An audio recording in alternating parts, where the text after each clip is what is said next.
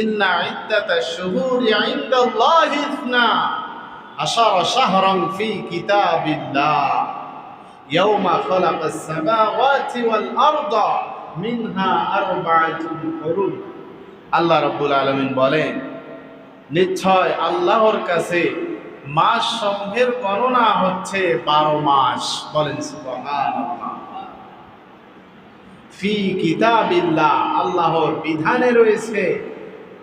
ইয়াউমা খালাকাস সামাওয়াতি ওয়াল আরদ, সেই দিন থেকে যেই দিন আল্লাহ রাব্বুল আলামিন আসমান এবং জমিন সৃষ্টি করেছেন। বলেন সুবহানাল্লাহ। তার মানে এই আয়াত থেকে আমরা বুঝতে পারলাম আসমান এবং জমিন যেই দিন সৃষ্টি করা হয়েছে সেই দিন থেকে আল্লাহ রাব্বুল আলামিনের কাছে মাস সমূহের মধ্যে গণনার মাস হলো 12টি। বলবেন না সুবহানাল্লাহ। এই 12টি মাসের মধ্যে আল্লাহ রাব্বুল আলামিন বলেন মিনহা আরবাআতুন হুরুম, তার মধ্যে 4টি মাস হলো সম্মানিত। বলেন সুবহানাল্লাহ। 4টি মাস সম্মানিত। 4টি মাসের মধ্যে 1 নাম্বার জিলকাদ, জিলহজ, মুহররম, আরেকটা হলো রজব। এই 4টা মাস হলো সম্মানিত। বলেন সুবহানাল্লাহ। এই সম্মানিত 4 মাসের মধ্যে মুহররম মাস আমরা শুরু করেছি। বলেন সুবহানাল্লাহ। মুহররম মাসের আজকে 5 তারিখ। মুহররম মাসের আজকে 5 তারিখ। মুহররম মাস, তার মানে নতুন বছর আমাদের শুরু হয়ে গেল। এই নতুন বছরের জন্য আমাদের নতুন কিছু আল্লাহ রাব্বুল আলামিনের কাছে প্রার্থনার দরকার আছে না নাই? অবশ্যই আছে, অবশ্যই আছে। এই যে রমাদান মাস আমাদের কাছ থেকে বিদায় হয়ে চলে গেছে, এরপরে জিলকাদ মাস গেল, জিলহজ মাস গেল, এরপরে আমরা পেলাম কি? মুহররম মাস। এই মুহররম মাসকে রাসূলুল্লাহ সাল্লাল্লাহু আলাইহি ওয়াসাল্লাম বলেন শাহরুল্লাহিল মুহররম। এই মুহররম মাস হলো আল্লাহর মাস। বলেন সুবহানাল্লাহ। মুহররম মাসকে আল্লাহর মাস বলা হয়েছে। এখন প্রশ্ন আসতে পারে, হুজুর মুহররম মাস যদি আল্লাহর মাস হয় তাহলে বাকি 11টি মাস কি আল্লাহর নয়? অবশ্যই বাকি 11টি মাসও আল্লাহর, কিন্তু বাকি 11টির চেয়ে মুহররম মাসের গুরুত্ব বেশি। কারণ পৃথিবীতে যত মসজিদ ঘর আছে সব মসজিদ ঘরেই কার ঘর? সকলে বলেন কার ঘর? সব মসজিদ ঘরেই হলো আল্লাহর ঘর। কিন্তু আল্লাহ রাব্বুল আলামিন তার ঘর মসজিদুল হারামকে বাইতুল্লাহ বলে আখ্যায়িত করেছেন। তার মানে আল্লাহ বলেছেন এটা আমার ঘর। বলেন সুবহানাল্লাহ। তাহলে এই যে মুহররম মাস আমরা পেলাম, এই মুহররম মাসের গুরুত্ব কি, ফজিলত কি, এই মুহররম মাসের তাৎপর্য কি, এই মুহররম মাসের গুরুত্ব হলো, এই মুহররম মাসের তাৎপর্য হলো, এই মুহররম মাস শুধু হুসাইন রাদিয়াল্লাহু আনহু তাকে কেন্দ্র করে যে মুহররম মাস গঠিত হয়েছে তা না। কারবালার ময়দান রক্তে লাল হয়ে গেছে, এটাকে কেন্দ্র করে যে মুহররম মাস তা না। এই মুহররম মাস আল্লাহ রাব্বুল আলামিন পৃথিবীর সূচনা লগ্ন থেকে এটার গুরুত্ব তাৎপর্য দিয়ে আসছেন। বলেন সুবহানাল্লাহ। আমার ভাইয়েরা, আমরা জানি আল্লাহ রাব্বুল আলামিন পৃথিবীতে সর্বপ্রথম মানব পাঠিয়েছিলেন আপনার আমার আদি পিতা আদি মাতা হযরত আদম আলাইহিস সালাতু ওয়াস সালাম এবং হাওয়া আলাইহিস সালাতু ওয়াস সালামকে। হযরত আদম আলাইহিস সালাতু ওয়াস সালাম এবং হাওয়া আলাইহিস সালাতু ওয়াস সালামকে জান্নাতে যখন তাদেরকে দেয়া হলো, জান্নাতে দেওয়ার পরে তাদেরকে সীমারেখা দেয়া হলো, আর বললেন যে ওই গাছের নিকট যেও না, ওয়ালা তাকরাবা হাদিহিশ শাজারাতা ফাতাকুনা মিনাল যালিমিন। আর বললেন ওই গাছের নিকটবর্তী হয়ো না, আর যদি তুমি ওই গাছের নিকটবর্তী হয়ে যাও তাহলে জালিমদের অন্তর্ভুক্ত হয়ে যাবে। শয়তানের ধোঁকায় পড়ে ইবলিসের কুমন্ত্রণার শিকার হয়ে হযরত আদম আলাইহিস সালাতু ওয়াস সালামের কাছে নিকট চলে গেলেন আর জালিমদের অন্তর্ভুক্ত হয়ে গেলেন। আল্লাহ রাব্বুল আলামিন তারে জান্নাত থেকে বের করে পৃথিবীতে পাঠিয়ে দিলেন। হযরত আদম এবং হাওয়া আলাইহিস সালাতু ওয়াস সালাম পৃথিবীতে এসে বারবার আল্লাহর কাছে দোয়া করতে লাগলেন, রব্বানা যালামনা আনফুসানা ওয়া ইল্লাম তাগফির লানা ওয়া তারহামনা লানাকুনান্না মিনাল খাসিরিন। এই বলে বলে হযরত আদম এবং হাওয়া আলাইহিস সালাতু ওয়াস সালাম আল্লাহ রাব্বুল আলামিনের কাছে দোয়া করতে লাগলেন। আমার বাবাজিরা বলতে লাগলেন, হে আমার পরওয়ারদিগার, হে আমার পালনকর্তা, রব্বানা যালামনা আনফুসানা, আমরা আমাদের নফসের উপর জুলুম করেছি, অন্যায় করেছি, আমরা পাপ করে ফেলেছি, আমরা সীমালঙ্ঘন করে ফেলেছি। ওয়া ইল্লাম তাগফির লানা ওয়া তারহামনা লানাকুনান্না মিনাল খাসিরিন। রব্বুল আলামিন, দয়া করে তুমি আমাদেরকে মাফ করে দাও, আর যদি তুমি আমাদেরকে মাফ না করো তাহলে আমরা ক্ষতিগ্রস্তদের অন্তর্ভুক্ত হয়ে যাব। এইভাবে আল্লাহ রাব্বুল আলামিনের কাছে দোয়া করতে লাগলেন, দোয়া করতে থাকলেন। আল্লাহ রাব্বুল আলামিন হযরত আদম এবং হাওয়া আলাইহিস সালাতু ওয়াস সালামের দুইজনের দোয়া যেই দিন কবুল করেছেন সেই দিনটা ছিল মুহররম মাসের 10 তারিখ, আশুরার দিন। বলেন সুবহানাল্লাহ। তাহলে বলেন, এই যে মুহররম মাস, এই মুহররম মাস আশুরা যেটা বলা হয়, আশুরা বলা হয় মুহররম মাসের 10 তারিখকে। বলেন সুবহানাল্লাহ। তাহলে এই যে 10 তারিখে আল্লাহ রাব্বুল আলামিন পৃথিবীর সর্বশ্রেষ্ঠ মানব, আপনার আমার আদি পিতা আদি মাতা হযরত আদম এবং হাওয়া আলাইহিস সালাতু ওয়াস সালামকে এই দিনে মাফ করে দিয়েছেন। বলেন সুবহানাল্লাহ। তাহলে আমরা এখান থেকে বুঝতে পারলাম এই মুহররম মাস ক্ষমা পাওয়ার মাস, এই মুহররম মাস গুনাহ মাফের মাস, এই মুহররম মাস নিজের জীবনের গুনাহগুলো অনুশোচিত হয়ে আল্লাহর কাছে মাফ চেয়ে নেবার মাস। বলেন সুবহানাল্লাহ।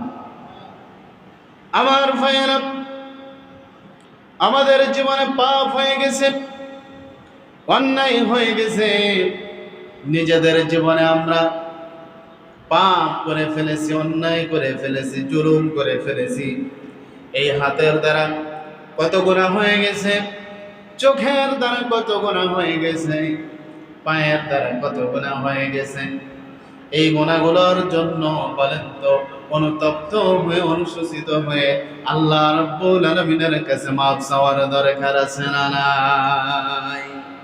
কারণ আল্লাহ রাব্বুল আলামিন বলেন, আল-ইয়াওমা নাখতিমু আলা আফওয়াহিহিম ওয়া তুকাল্লিমুনা আইদিহিম ওয়া তাশহাদু আরজুলুহুম বিমা কানু ইয়াকসিবুন।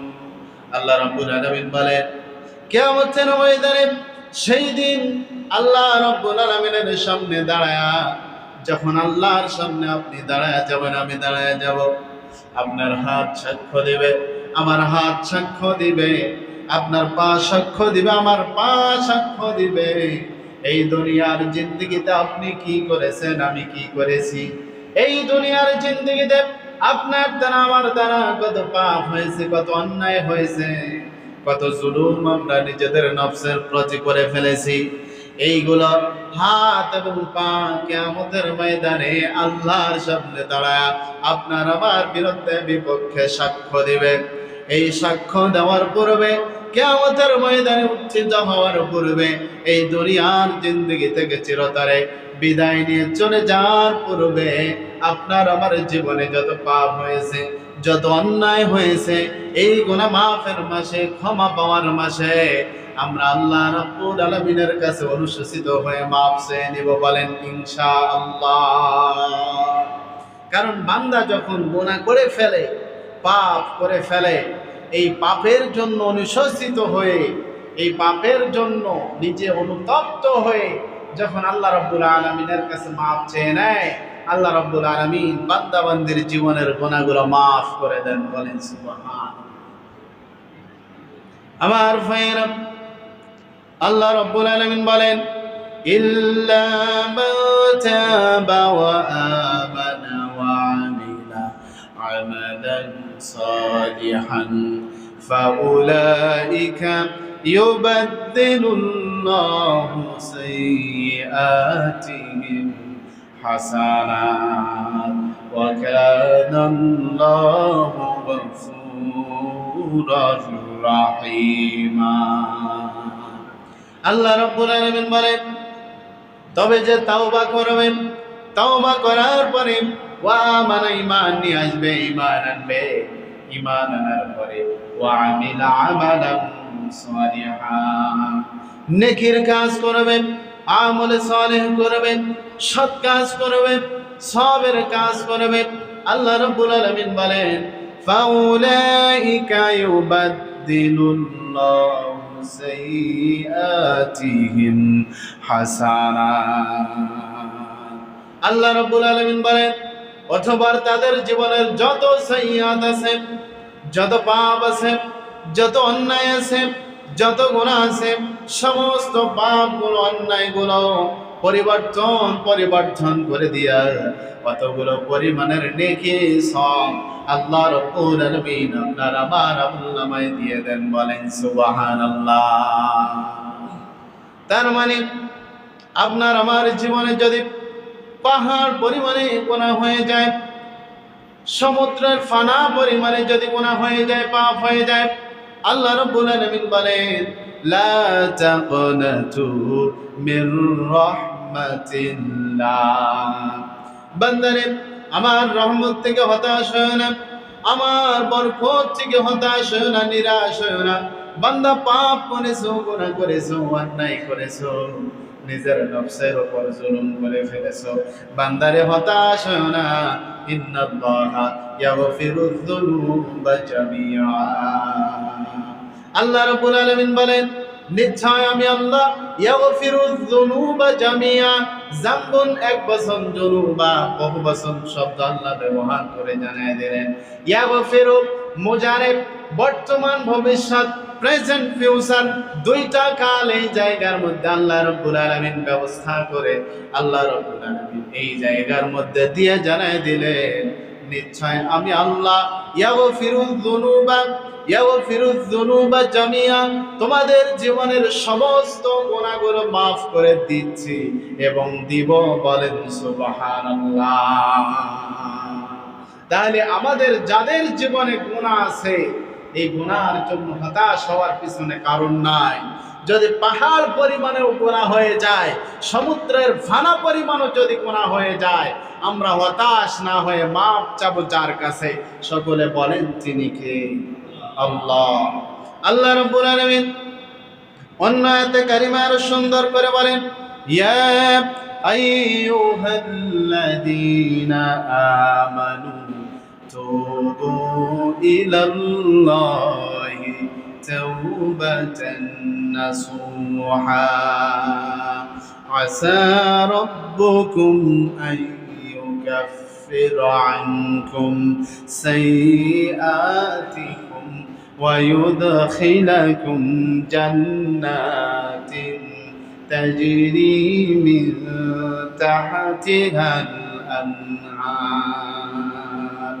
আল্লাহ রাব্বুল আলামিন বলেন, ওহে যারা ঈমান এনেছো, ও আমার ঈমানদার বান্দারা, তুবু ইলাল্লাহ, তোমাদের জীবনে যাদের গুনাহ হয়ে গেছে, পাপ হয়ে গেছে, অন্যায় হয়ে গেছে, তুবু, তোমরা তওবা করো, ইলাল্লাহ, আমি আল্লাহর দিকে ফিরে আসো। বলেন সুবহানাল্লাহ। তুবু ইলাল্লাহ, তোমরা তওবা করো, তাওবাতান নাসুহা, ইখলাসের সাথে তওবা করো, তাওবায়ে নাসুহা করো।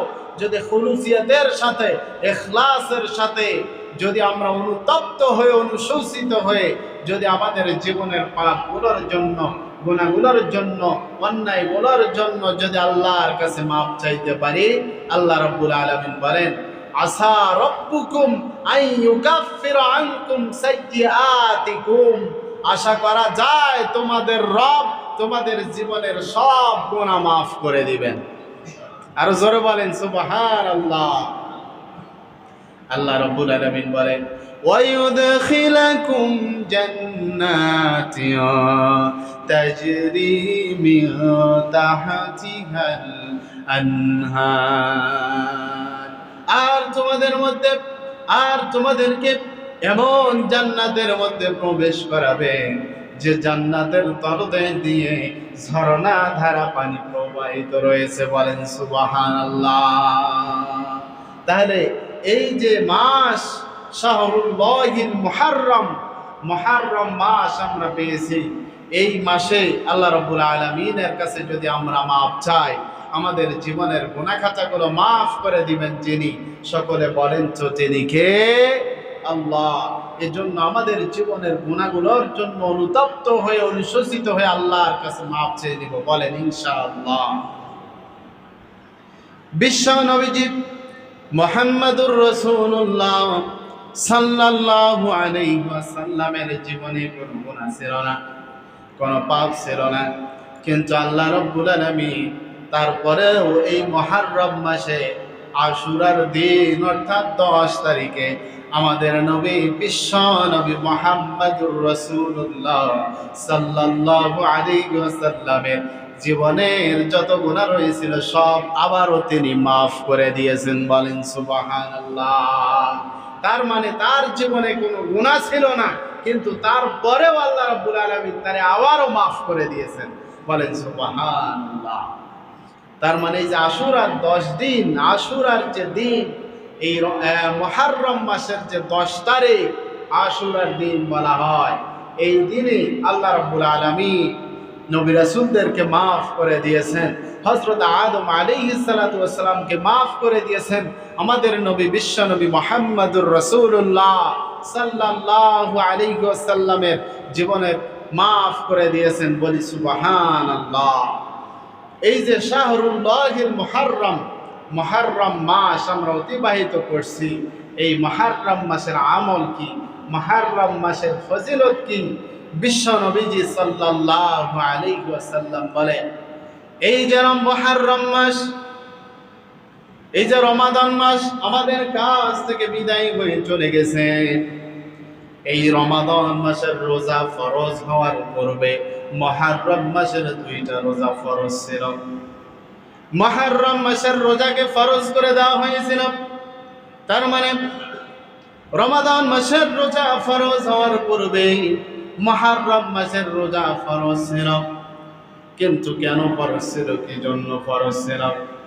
আমার বাবাজিরা, বিশ্ব নবীজি মুহাম্মদুর রাসূলুল্লাহ সাল্লাল্লাহু আলাইহি ওয়াসাল্লাম হিজরত করে যখন মদিনায় চলে গেলেন, যাওয়ার পরে দেখেন মদিনার ইহুদিরা এই দিনে অর্থাৎ মুহররম মাসে 10 তারিখ আশুরার দিনে তারা রোজা রাখে।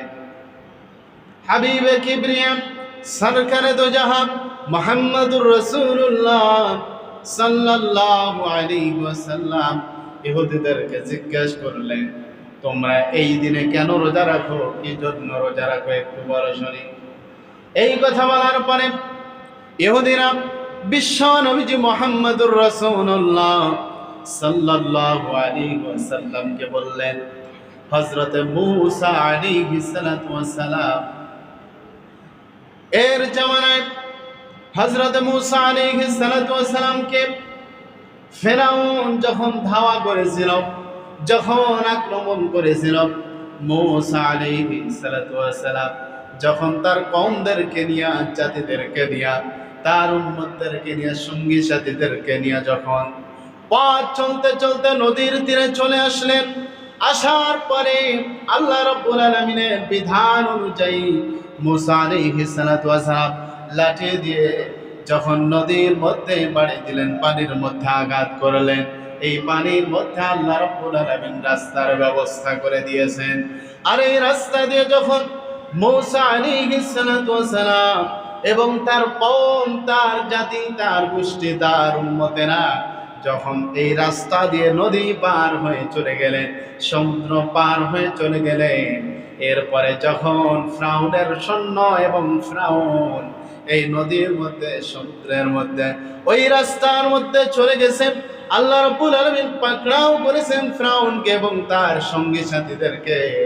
আমার বাবাজিরা, যেই দিন ফিরআউন এবং তার সঙ্গী সাথীদেরকে আল্লাহ রাব্বুল আলামিন এই নদীর মধ্যে পাকড়াও করেছেন, সমুদ্রের মধ্যে পাকড়াও করেছেন, ধরে ফেলেছেন, ঘেরাও করেছেন, যেই দিন ফিরআউনকে আল্লাহ রাব্বুল আলামিন দুনিয়ার জিন্দেগি থেকে চিরতরে বিদায় করে দিয়েছেন, শেষ করে দিয়েছেন, আল্লাহর নবী হযরত মূসা আলাইহিস সালাতু ওয়াস সালামকে বিজয় দান করেছেন।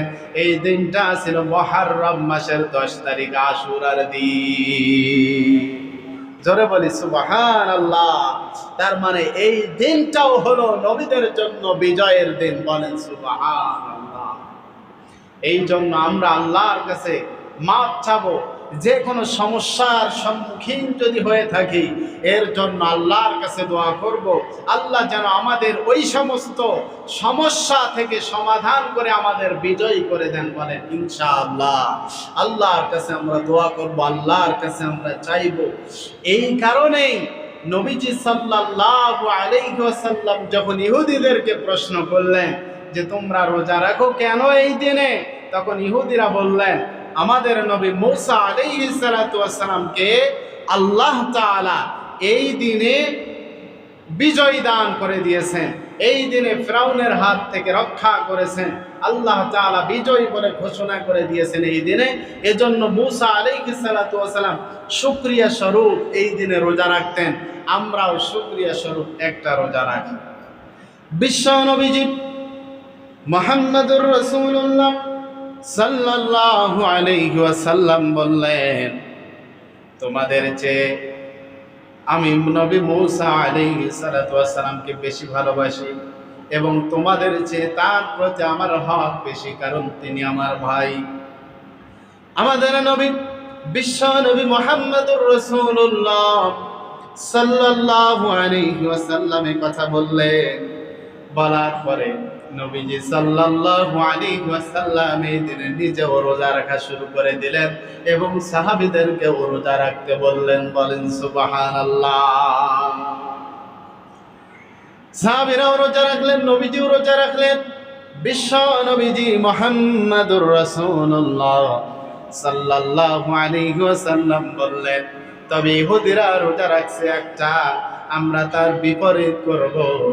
সাহাবীদেরকে নবীজি সাল্লাল্লাহু আলাইহি ওয়াসাল্লাম বললেন, আমরা আশুরার রোজা রাখবো দুইটা, 9 তারিখ 10 তারিখ অথবা 10 এবং 11 তারিখ। এই 3 দিনের মধ্যে 9, 10, 11 3 দিনের মধ্যে যে কোনো 2 দিন আমরা রোজা রাখবো। তার মানে ইহুদিরা একদিন রোজা রাখে, তাদের বিরুদ্ধাচরণ করে আমরা রোজা রাখবো হলো 2 দিন, বলেন সুবহানাল্লাহ। এই জন্য রমাদান মাসের রোজা ফরজ হওয়ার পূর্বে আল্লাহ রাব্বুল আলামিন উম্মতে মুহাম্মাদের জন্য, মুসলমানদের জন্য এই মুহররম মাসের আশুরার রোজাকে ফরজ করে দিয়েছিলেন। যখন রমাদান মাসের রোজা ফরজ হয়ে গেল, বিশ্ব নবীজি মুহাম্মদুর রাসূলুল্লাহ সাল্লাল্লাহু আলাইহি ওয়াসাল্লাম সাহাবীদেরকে বললেন, সাহাবীরা আমার শোনো, তোমরা যদি চাও মুহররম মাসের আশুরার রোজা যদি রাখতে চাও রাখতে পারো, আর যদি না রাখতে চাও না রাখতে পারো, তাতে কোনো সমস্যা নাই। এটা মুস্তাহাব আমল, করলে অনেক বেশি সওয়াব আছে। বিশ্ব নবীজি মুহাম্মদুর রাসূলুল্লাহ সাল্লাল্লাহু আলাইহি ওয়াসাল্লাম বলেন, এটা করলে লাভ কি, ফজিলত কি? আল্লাহর কোন বান্দা যদি এই রোজাটা যদি রাখে, এই শাহরুল্লাহিল মুহররম, আল্লাহর মাসে মুহররম মাসে আশুরার রোজা যদি আল্লাহর কোন বান্দা কোন বান্দি যদি রাখে, আল্লাহ রাব্বুল আলামিন রাসূলের মাধ্যমে জানা দেন সামনের 1 বছরের সগীরা গুনাহ আল্লাহ মাফ করে দিবে। পূর্বের 1 বছরের সগীরা গুনাহ, ছোট ছোট যত গুনাহ রয়েছে আল্লাহ রাব্বুল আলামিন সব মাফ করে দিবেন, বলেন সুবহানাল্লাহ। তাহলে আমরা এই মুহররম মাস থেকে জানতে পারলাম এই মাসটা হলো গুনাহ মাফের মাস। এটা থেকে আমরা জানতে পারলাম এই মাসটা হলো মুসলমানদের বিজয়ের মাস। এই মাস থেকে আমরা জানতে পারলাম এই মাস হলো আমাদের জীবনে যত পাপ হয়েছে, অন্যায় হয়েছে, গুনাহ হয়েছে, নিজের নফসের উপর জুলুম করে ফেলেছি, এর জন্য অনুতপ্ত হয়ে অনুশোচিত হয়ে আল্লাহর কাছে ক্ষমা চাওয়ার মাস। তাহলে বলেন আমাদের জীবনে যত গুনাহ হয়েছে, পাপ হয়েছে, এগুলোর জন্য আল্লাহর কাছে মাপ চাওয়ার দরকার আছে না নাই? অবশ্যই অবশ্যই আমরা মাপ চেয়ে নিব, বলেন ইনশাআল্লাহ। এই মাসে বেশি থেকে বেশি আমল করা, এই মাসে বেশি থেকে বেশি আমল করা, নফল ইবাদত করা, রোজা রাখা, তারপরে রাত্রেবেলা জাগিয়ে জাগিয়ে নফল ইবাদত করা, তাহাজ্জুদের সালাত আদায় করা। কারণ এই আমলগুলো যদি আমরা বেশি থেকে বেশি করতে পারি, এই মাস যেমনি আল্লাহর কাছে প্রিয়, যে বান্দাগুলো এই মাসে বেশি আমল করবে, ইবাদত করবে, ওই বান্দাগুলো আল্লাহর কাছে প্রিয় হয়ে যাবে। আমার ভাইয়েরা, এই জন্য বলি এই মুহররম মাস এমন একটা মাস, এই মুহররম মাসে বেশি থেকে বেশি নফল ইবাদত করতে হবে। আমার বাবাজিরা, নবীজি সাল্লাল্লাহু আলাইহি ওয়াসাল্লাম বলেন, আফদালুয যিকরি তিলাওয়াতুল কুরআন। নফল ইবাদতের মধ্যে সব থেকে বেশি বড় এবং গ্রহণযোগ্য আল্লাহর কোরআনের তেলাওয়াত। এই জন্য আল্লাহর কোরআন তেলাওয়াত করবে যারা বেশি থেকে বেশি, নবীজি বলে এক একটা হরফ তেলাওয়াতের বদৌলতে আল্লাহ রাব্বুল আলামিন 10টা করে নেকি দিয়ে দেন।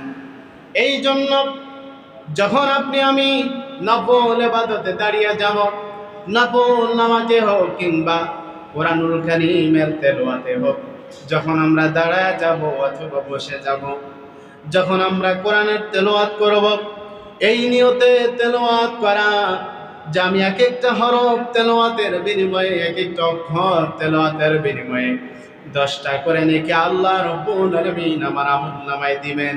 এবং যখন কোরআনের তেলাওয়াত করা হয়, কোরআন থেকে আলোচনা করা হয়, আল্লাহ রাব্বুল আলামিন বলেন সরাসরি আল্লাহর পক্ষ থেকে ওই জায়গার মধ্যে রহমত নাজিল করে দেওয়া হয়।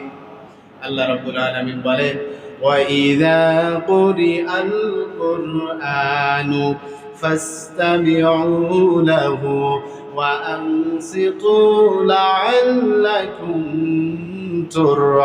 তুরহামুন।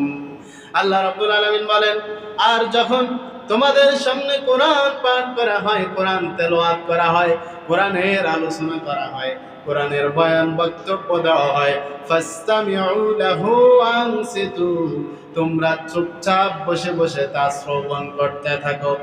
আর যদি চুপচাপ বসে তোমরা যদি শ্রবণ করতে পারো, লাআল্লাকুম তুরহামুন, আশা করা যায় তোমরাই রহমত প্রাপ্ত হবে, বলেন সুবহানাল্লাহ। তাহলে আমরা যদি কোরআন শুনি, যদি কোরআন পড়ি, তাহলে আমাদের উপর রহমত নাজিল করবেন যিনি, সকলে বলেন তিনি কে? আল্লাহ রাব্বুল আলামিন রহমত নাজিল করে দিবেন। এই জন্য কোরআনের তেলাওয়াত বেশি থেকে বেশি করা, বলেন ইনশাআল্লাহ। এই জন্য বিশ্ব নবীজি সাল্লাল্লাহু আলাইহি ওয়াসাল্লাম বলেন, যখন আল্লাহর বান্দারা কোরআন তেলাওয়াত করে, কোরআনের তেলাওয়াতের সময় আল্লাহর রহমতের ফেরেশতারা পাতার উপরে সারিবদ্ধ হয়ে দাঁড়ায় যায় এবং মেঘমালার মতো হয়ে দাঁড়ায় যায়, বলেন সুবহানাল্লাহ। এই জন্য কোরআনের তেলাওয়াতের গুরুত্ব যে এত বেশি, আমরা বেশি থেকে বেশি যদি কোরআনের তেলাওয়াত করতে পারি, নিজের জীবনে আমল নিয়ে আসতে পারি, এই কোরআনের তেলাওয়াতের বদৌলতে কবরের আযাব আল্লাহ রাব্বুল আলামিন মাফ করে দিবেন, বলেন সুবহানাল্লাহ।